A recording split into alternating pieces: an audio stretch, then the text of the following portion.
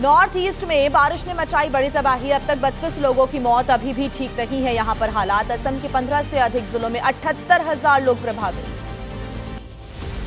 बारिश और बाढ़ की वजह से मणिपुर में 3,802 लोग प्रभावित हुए हैं। 883 घर हुए क्षतिग्रस्त। बड़ी संख्या में सड़कों पर पहुंचा नुकसान। गृह मंत्री अमित शाह ने असम, अरुणाचल और सिक्किम के मुख्यमंत्रियों से फोन पर बात की है। बारिश की वजह से बिगड़े हालात के बारे में जानकारी ली है। केंद्र सरकार की तरफ से हर संभव मदद का भरोसा दिया है। पीएम मोदी आज दिल्ली में अंतर्राष्ट्रीय वायु परिवहन संघ की 81वीं आम बैठक में शामिल होंगे। वैश्विक विमानन सीईओ को करेंगे संबोधित। 42 सालों के बाद भारत में हो रही है IATA की अहम आम बैठक। आज से 4 जून तक पहली बार भारत के दौरे पर पराग्वे के राष्ट्रपति सैंटियागो पेना रहेंगे। प्रधानमंत्री मोदी के साथ द्विपक्षीय संबंधों की करेंगे समीक्षा। राष्ट्रपति द्रौपदी मुर्मू से भी मिलने का है प्लान। तो वहीं मोदी सरकार के 11 साल पूरे होने पर संकल्प से सिद्धि तक अभियान चलाएगी बीजेपी। दिल्ली ऑफिस में आज होगी पहली बैठक। 52 पदाधिकारियों की बनाई गई है टीम। हिमाचल प्रदेश के सोलन में आज भारतीय सेना के सम्मान में निकाली जाएगी तिरंगा यात्रा। बीजेपी अध्यक्ष और केंद्रीय मंत्री जेपी नड्डा शामिल होंगे। पुणे में शरद पवार और अजित पवार की अकेले में हुई मुलाकात। 5 से 7 मिनट तक चाचा भतीजे में बात हुई। शुगर कोऑपरेटिव समूह की बैठक में शरद और अजित हुए थे शामिल। केंद्रीय कृषि मंत्री शिवराज सिंह चौहान का आज बिहार दौरा। पूर्वी चंपारण के पीपरा कोठी कृषि विज्ञान केंद्र में किसानों के साथ करेंगे संवाद। आज किन किन राज्यों में बारिश का अलर्ट जारी किया गया है? पूर्वोत्तर के राज्यों में मूसलाधार बारिश के बाद क्या स्थितियां हैं? मौसम से जुड़ा पूरा अपडेट आपको दिखा देते हैं फटाफट 9 सेकंड न्यूज में। सिक्किम और पूर्वोत्तर भारत में मध्यम से भारी बारिश की आशंका है। हिमाचल, उत्तराखंड, कर्नाटक, केरल में कुछ स्थानों पर भारी बारिश हो सकती है। अरुणाचल में मदद के लिए पहुंची सेना। बाढ़ प्रभावित इलाके से 14 लोगों को रेस्क्यू किया गया। राहत बचाव में MI-17 हेलीकॉप्टर की सहायता ली गई। सड़कें जलमग्न होने की वजह से इम्फाल में चलानी पड़ रही है बोट। अस्पताल में फंसे गंभीर मरीजों को बोट से निकाला गया। लोगों की मदद कर रही राहत बचाव टीमें। इम्फाल में भारी बारिश के बाद बाढ़ जैसे हालात बन गए हैं। मेडिकल अस्पताल के अंदर भरा कई फीट तक पानी। डॉक्टर्स के आवासीय परिसर में भी हर तरफ पानी ही पानी आ रहा नजर। बाढ़ प्रभावित इलाके में पहुंचे त्रिपुरा के मुख्यमंत्री माणिक साहा। अगरतला में बाढ़ प्रभावित क्षेत्रों और राहत शिविरों का दौरा किया। लोगों से बातचीत कर हालचाल पूछा। मिजोरम में मुसीबत बनकर बरसी बारिश। भारी बारिश के बीच लावंग तलाई में एक इमारत ढह गई। किरेन रिजिजू ने साझा किया हैंगिंग ब्रिज से नदी पार कर रहे एक शख्स का वीडियो। कहा कि बेहद सावधानी के साथ पार करें नदियां। सरकार की तरफ से मिलेगी हर जरूरी मदद। दिल्ली NCR में रविवार को बारिश हुई। मानसून से पहले ही बारिश हो रही है जिसकी वजह से टेम्परेचर गिरा। गर्मी से कुछ हद तक राहत मिली। दिल्ली में तेज हवाओं के कारण टूटकर गिरा पेड़। तिलक ब्रिज के पास रोड पर यह पेड़ गिर गया टूटकर। काफी देर तक बाधित रहा यातायात। उत्तराखंड के चमोली जिले में स्थित हेमकुंड साहिब में बर्फबारी। हेमकुंड साहिब की यात्रा करने वाले तीर्थयात्रियों की मुश्किलें बढ़ गई हैं। हेमकुंड में जमी करीब 4 इंच पर। कौन सा डेलीगेशन कहां पहुंचा? कहां डेलीगेशन ने बापू को श्रद्धांजलि अर्पित की? पीयूष गोयल ने क्यों जताया फ्रांस का आभार? कूटनीति से जुड़ा पूरा अपडेट जानिए 9 सेकंड न्यूज में। रविशंकर प्रसाद के नेतृत्व वाले सर्वदलीय प्रतिनिधिमंडल ने लंदन के टेविस्टॉक स्क्वायर पर महात्मा गांधी को श्रद्धांजलि अर्पित की। रविशंकर ने कहा कि पाक प्रायोजित आतंकवाद के इस युग में बापू के संदेश महत्वपूर्ण है। लंदन में सर्वदलीय प्रतिनिधिमंडल ने भारतीयों को संबोधित भी किया। रविशंकर प्रसाद ने कहा पाकिस्तान में नहीं है लोकतंत्र। युद्ध में हारने वाले आसिम मुनीर को बनाया फील्ड मार्शल। लंदन में प्रियंका चतुर्वेदी ने पाकिस्तान को बेनकाब किया। कहा भारत में हुआ समिट G20 तो वहीं पाकिस्तान में है टेररिस्ट 20। भारत ने चीन के रडार सिस्टम को भी जान लिया। स्पेन में बोली भारतीय सर्वदलीय प्रतिनिधिमंडल की नेता कनिमोची। भारत को नहीं किया जा सकता ब्लैकमेल। आतंकवाद और उसे प्रायोजित करने वाले देशों के बीच नहीं करेंगे कोई अंतर।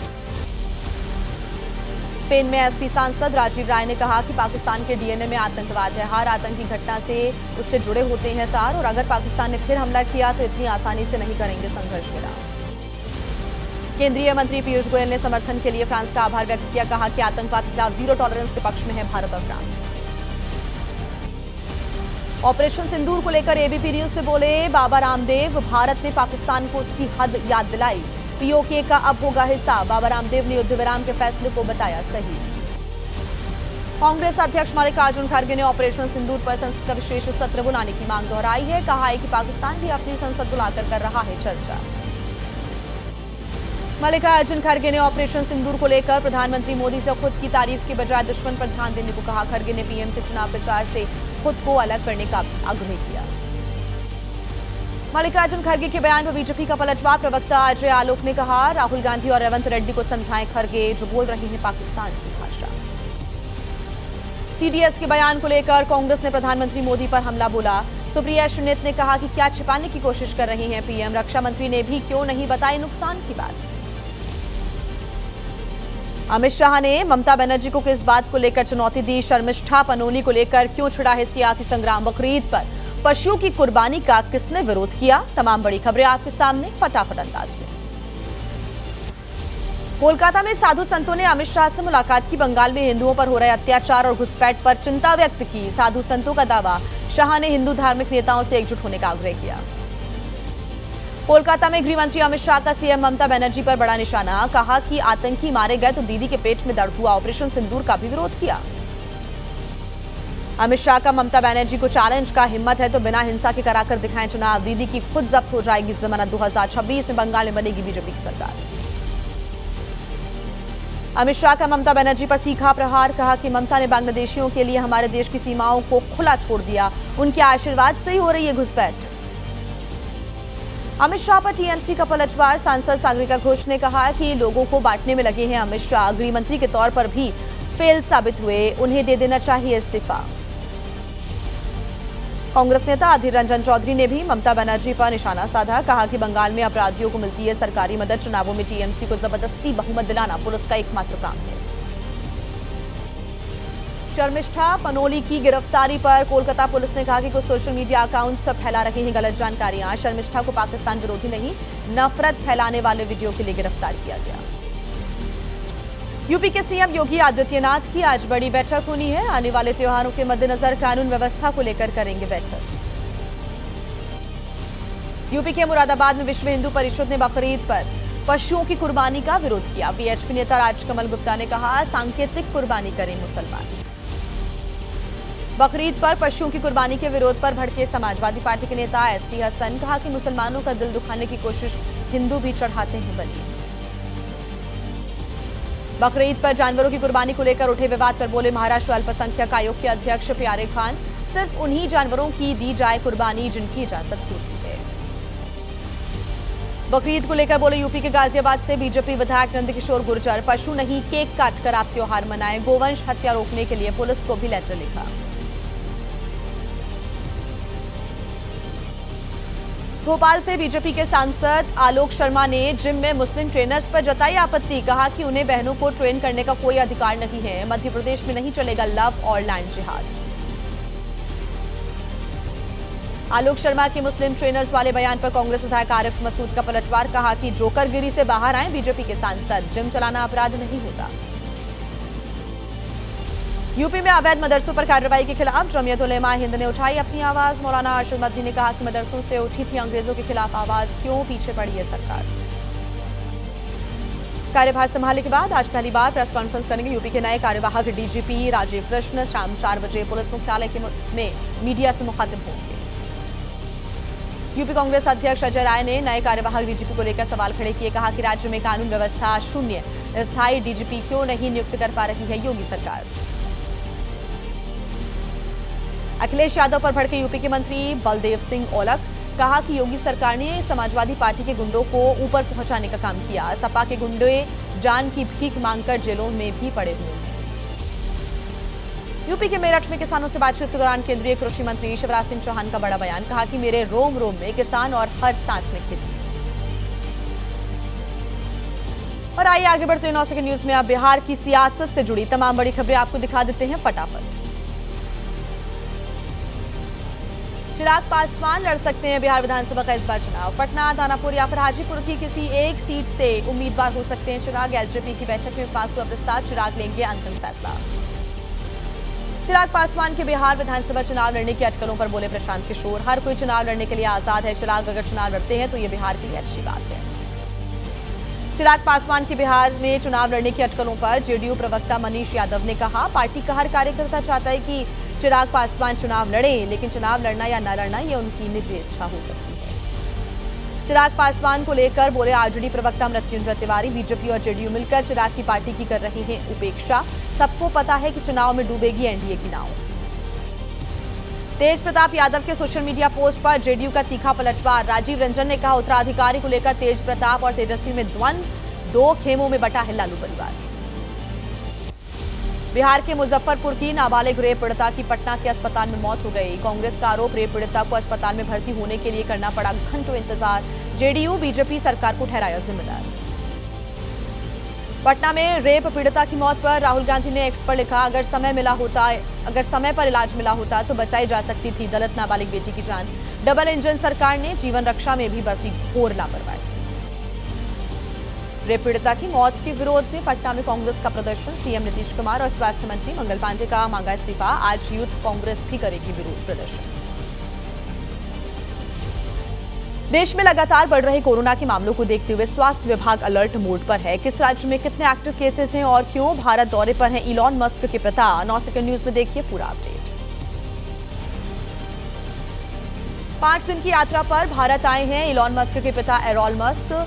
दौरे के दौरान कई जरूरी बैठकों में हिस्सा लेंगे। कारोबार पर फोकस रहेगा। रामलला के दर्शन भी करेंगे। दिल्ली के बाटला हाउस इलाके में मकानों को गिराने के खिलाफ याचिका पर आज सुप्रीम कोर्ट में सुनवाई होगी। 40 याचिकाकर्ताओं ने कहा कि उनका पक्ष सुने बगैर शुरू की गई प्रक्रिया। असम सरकार की नीति के खिलाफ दाखिल याचिका पर सुप्रीम कोर्ट में आज सुनवाई। याचिका में कहा गया, बगैर उचित प्रक्रिया के घुसपैठिया करार देकर लोगों को किया जा रहा है बांग्लादेश डिपोर्ट। देश में कोरोना के मामलों में इजाफा हो रहा है। कोविड के एक्टिव मरीजों की संख्या बढ़कर हो गई है 3758। वहीं अस्पतालों से 1818 मरीज डिस्चार्ज भी हुए। कोरोना से अब तक 28 लोगों की मौत। महाराष्ट्र और आइए फटाफट अंदाज में आपको दिखा देते हैं अपराध जगत की बड़ी खबरें 9 सेकंड न्यूज में। जयपुर में बदमाश को पकड़कर लेके जा रही पुलिस टीम पर हमला हो गया। वहीं अपराधी को छुड़ाने की कोशिश करने लगे लोग। गाड़ी में भी जमकर तोड़फोड़ कर दी। कांस्टेबल के साथ की हाथापाई। गाजियाबाद के राजनगर एक्सटेंशन में युवकों के बीच फायरिंग हो गई। गोली लगने से एक युवक की मौत हो गई। एक युवक की हालत गंभीर। पुलिस ने आरोपियों के खिलाफ मामला दर्ज किया। इंदौर में रिटायर प्रिंसिपल से साइबर ठगी की कोशिश हुई। बैंक मैनेजर की सूझबूझ से ठगी से बची महिला। साइबर ठगों ने पूरी रात डिजिटल अरेस्ट कर रखा। डर दिखाकर मांगे थे 1 करोड़ रुपए। मुजफ्फरनगर में मौलवी की करतूत। पढ़ाने के बहाने नाबालिग लड़की के साथ दरिंदगी। लड़की के परिजनों की शिकायत पर मामला हुआ दर्ज। आरोपी मौलवी पहुंचा जेल। नागपुर में पकड़ा गया नशीले पदार्थों की तस्करी का मामला। पुलिस ने बरामद की नशीली दवाइयों की बहुत बड़ी खेप। 41,000 नशीली दवाइयां बरामद हुई। 2 तस्कर गिरफ्तार। मथुरा के थाना बरसाना में होटल के टॉयलेट में बर्तन धोने का मामला सामने आया। पुलिस ने वीडियो जो वायरल हुआ उस पर संज्ञान लिया और होटल मालिक को गिरफ्तार कर लिया है। नाबालिग लड़के से धुलवाई जा रही थी प्लेट्स।